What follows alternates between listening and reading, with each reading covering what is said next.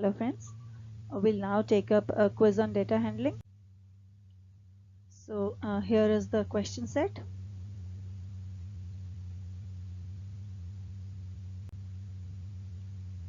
We have a few more questions. So friends, let's look at the solution for the first question. The question says, determine the size of the class interval, class mark and class frequency of each of the class interval in this table. So we have this table given. This is a table of grouped frequency distribution for marks versus the number of students in each bracket. So now we know that size of the class interval is given by upper limit minus the lower limit. So if we see any of these class intervals, we know that the upper limit, see for example, we take the first one, the class interval is 40 to 50 and the size becomes 50 minus 40, which comes out to be 10. In the next one, 50 to 60, again it is 60 minus 50, which is 10. And so on, 60 to 70, 70 to 80, 80 to 90, 90 to 100. And we know that all the size of each of this class interval is 10. Now class mark, as we know, is the average of the upper limit and the lower limit of the class interval. So for the first one, it becomes 40 plus 50 divided by 2, which comes out to be 45. For the next class, 50 to 60, it becomes 50 plus 60 by 2, which is 55. For 60 to 70, it becomes 65 and so on. So we can continue to calculate the class mark in a similar way. And then we need to find out the class frequency. Class frequency is nothing but the number of students in each of this class interval. So we can say that this column, number of students, is specifying the class frequency corresponding to each class interval. So for 40 to 50, we have the class frequency to be 20. For 50 to 60, the class frequency is 16. For 60 to 70, it is 40. For 70 to 80, it is 10. For 80 to 90, it is 8. And for 90 to 100, the class frequency is 6. Let's look at the second question now. The class marks of a grouped frequency distribution are given here. They are 105, 115, 125, 135 and 145. We need to find the class size. So now we know that class mark is nothing but half of upper limit plus the lower limit. And we also know that class size is upper limit minus the lower limit. Now we don't know the upper limit and lower limit of the class intervals, we just know the class marks. So now we assume that L1 and U1 are the lower and upper limit of the first class interval, L2 and U2 for the second class interval, and so on. So now if we want to find out the class mark for the first class interval, this is class mark 1, this is given by half into U1 plus L1. Class mark 2 will be given by half into U2 plus L2. And we know that class mark 2 minus class mark 1 can be found by subtracting 1 from 2. So it becomes half into U2 plus L2, which is class mark 2, minus U1 minus L1. So we subtract this. So class mark 2 minus class mark 1 becomes half of U2 minus L1. It actually becomes, we know that U1 is same as L2. So these will cancel each other. It will become U2 minus L1. So this is what we get. The class mark 2 minus class mark 1 is half of U2 minus L1. And we know that this is same as class size. So we are saying if we have L1 to U1 as the first class, L2 to U2 as the second class interval, similarly L3 minus U3 as the third class interval. So now we know that the class size is U2 minus L2, or we could also say U1 minus L1. So we can say that this U2 minus L1 is necessarily 2 times of the class size. So we can say that the class size is half of U2 minus L1. Now we know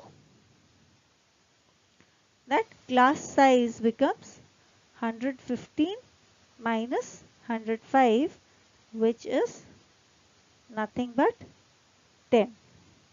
So this is the class size. Now let's look at the third question.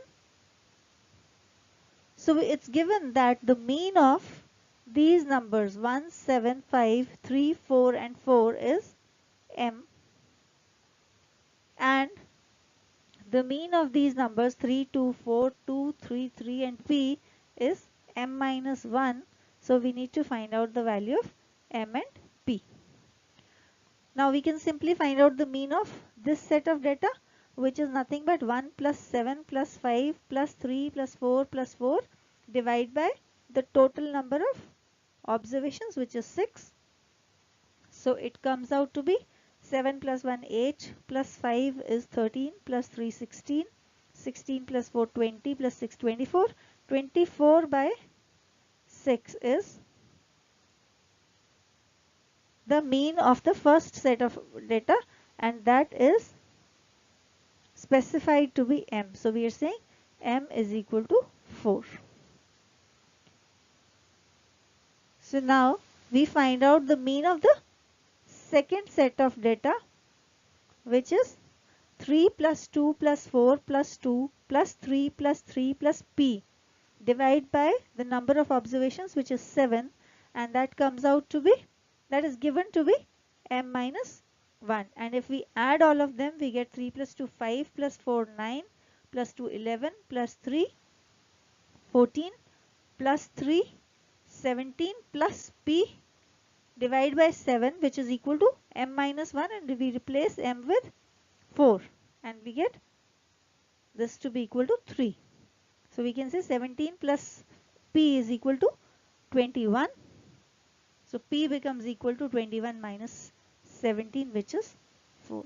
So we get m is equal to 4 and p is also equal to 4. Let's look at the fourth question now. It's given that a set of observations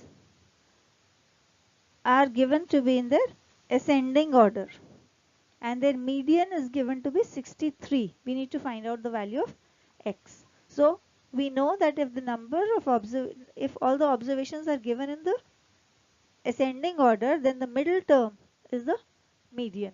Now we see that the number of observations in this case is 10. Now that being an even number, we'll find out the median by taking the average of the middle two terms. And the middle two terms in this case are fifth and sixth terms, which are x and x plus 2. So we'll say x plus 2 divided by 2, and it becomes x plus 1. Now this is given to be 63. So we know that x is equal to 62. So we find out the value of x. Now moving on to the fifth question. If two dice are thrown simultaneously, what is the probability of getting a total of 11? Now first of all, what is the possible number of combinations when we throw two dice simultaneously? See, if we throw one dice, we have the only possible combinations are 1, 2, 3, 4, 5 and 6. Similarly, a second dice thrown will give us again these 6 combinations. But if 2 dice are thrown simultaneously, the possible combinations will be, on the first dice there could be 1, and then we could have all the 6 possible values on the dice 2. So we have 6 combinations for just one possible value on dice 1. On dice 1, if we have 2, then we again have the same 6 combinations. For 3 again we have 6 combinations, so we are saying the total number of possible combinations will be 6 into 6, which is 36. Now total of 11 can be obtained in following ways. Only 2 things are possible. 5, 6, which is where we have 5 on the first dice, 6 on the second dice, and the second is 6 on the first dice and 5 on the second dice. So we have only 2 possible combinations. Out of 36, only 2 combinations are resulting in a total of 11. So that means the probability of getting an 11 is 2 by 36, which is 1 by 18. So let's move to the last question. 4 marbles are drawn one by one with replacement from a bag which contains 4 red, 7 blue and 5 green marbles. We need to find the probability that all the drawn marbles are red. So the important thing to note here is that we are drawing marbles one by one and they are followed with replacement. So before drawing the second marble, the one that you've drawn is already replaced with the similar one. So probability of drawing the first red marble is, we'll have to pick one of these 4 red out of a total of 4 plus 7 plus 5, which is 16. So 4 out of 16, that is the probability of drawing the first red marble, which means 1 by 4. Now probability of drawing a second marble will also remain the same because the first marble has been replaced. So possibility again remains 1 by 4. Same would be true for third and fourth marble drawn from the bag. So final probability of 4 red marbles will be 1 by 4 multiplied by 1 by 4 multiplied by 1 by 4 multiplied by 1 by 4, which gives us 1 by 256. So this is the possibility of drawing 4 red marbles. Friends, I hope you enjoyed the session. If you find it useful, please like it and share it with your friends. You can visit us at our Cool Smart Learning website and post your queries there. And please subscribe to the Cool Smart Learning channel for getting updates on the new sessions. Thank you.